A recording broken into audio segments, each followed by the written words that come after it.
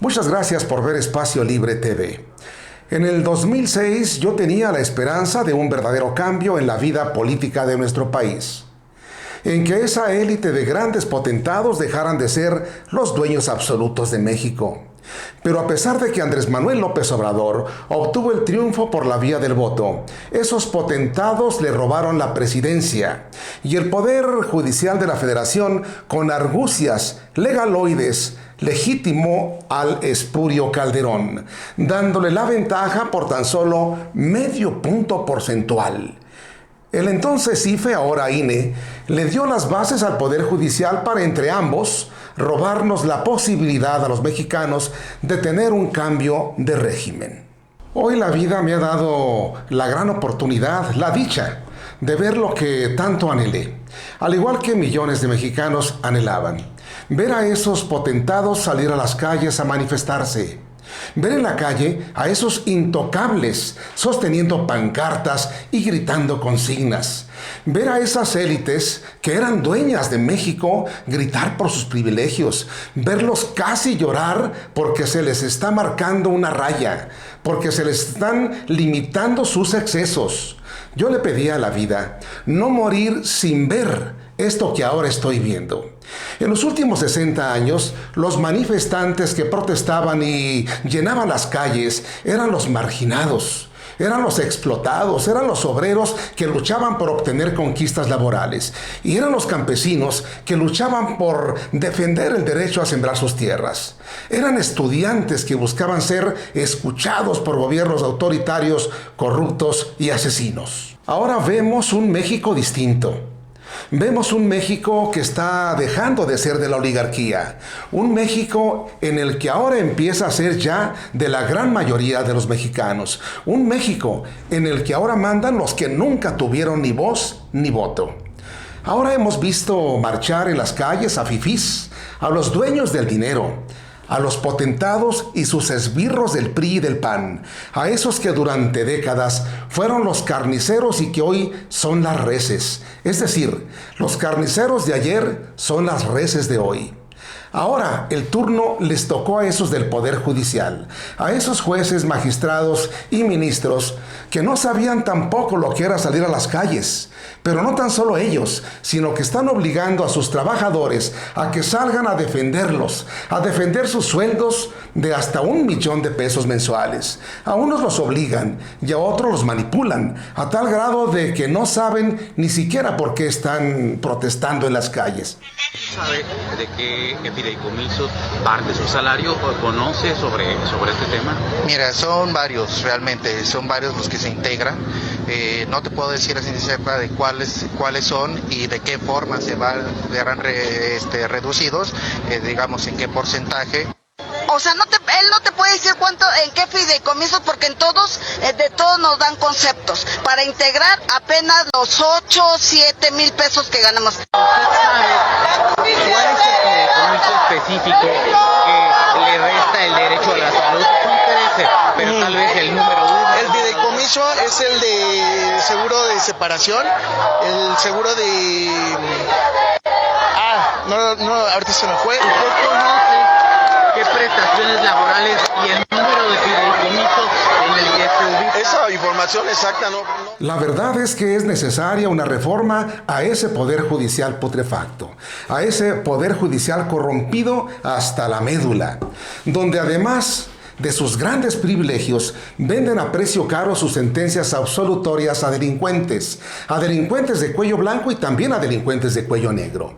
Aquí presentamos una pequeña recopilación de la forma de operar de estos jueces, de estos magistrados y de estos ministros. Un juez federal determinó ya absolver a la secretaria de Desarrollo Social y de SEDATU en el gobierno de Enrique Peña Nieto, Rosario Robles, por este caso de la estafa maestra. La esposa de García Luna, Linda Cristina Pereira Gálvez, obtuvo un amparo definitivo para que sus cuentas bancarias sean liberadas. Fueron descongeladas las cuentas de Altos Hornos de México, que es la mayor aserradera del país, que además emplea 20,000 personas y representa el 15% del PIB de Coahuila. Después de 6 años de estar congeladas las cuentas bancarias del Bester Gordillo, hoy fueron liberadas.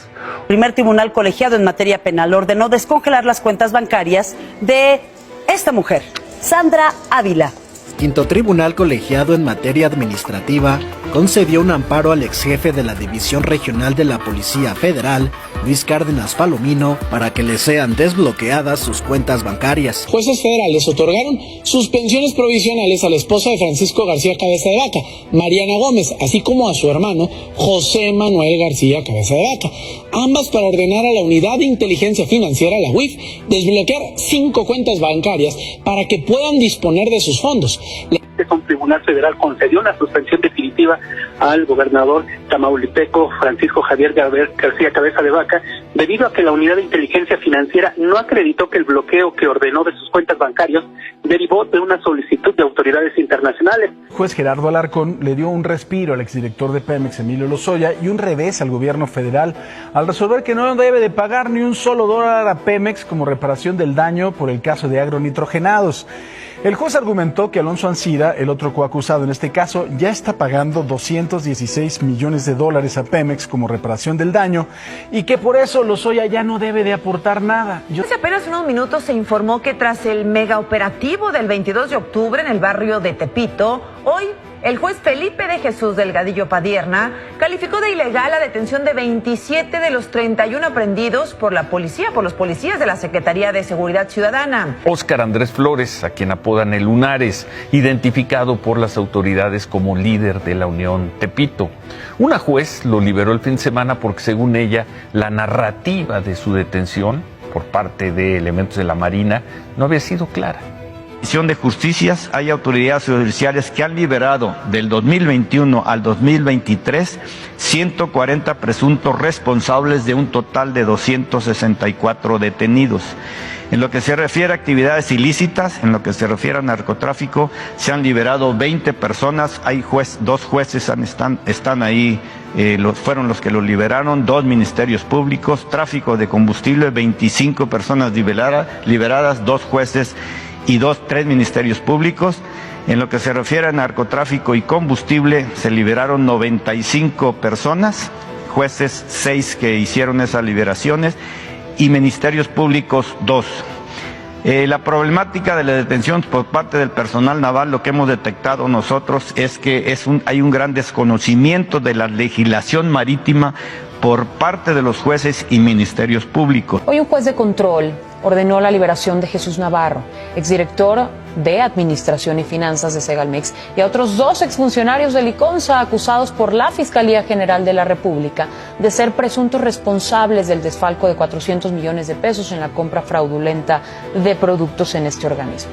El juez... Aquí a toda la audiencia, pues sí, un juez del Fuero Común en el estado de Guerrero ordenó la liberación del narcotraficante Héctor Luis El Güero Palma Salazar, tras considerar que el delito de homicidio calificado en agravio de 9 personas cercanas al capo Miguel Ángel Félix Gallardo, el jefe de jefes, pues ya prescribió.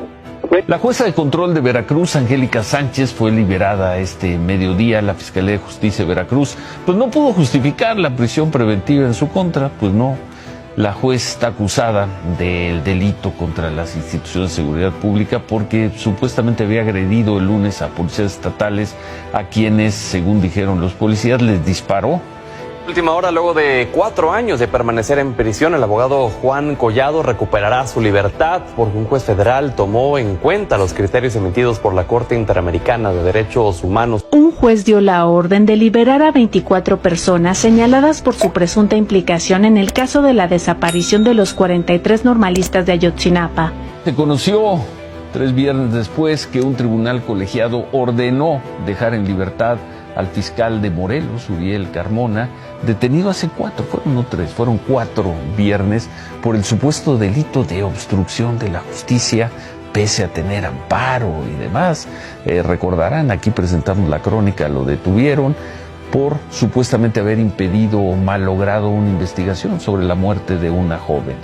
Primer Tribunal Colegiado de Apelación en materia penal en la Ciudad de México confirmó la exclusión de pruebas clave que utilizaría eventualmente la Fiscalía General de la República en un eventual juicio en contra de Emilio Lozoya Austin, el exdirector de Pemex, por el caso de corrupción de esta constructora brasileña Odebrecht. Como usted pudo ver, es un poder al servicio del dinero, al servicio de quienes pueden pagar sus servicios.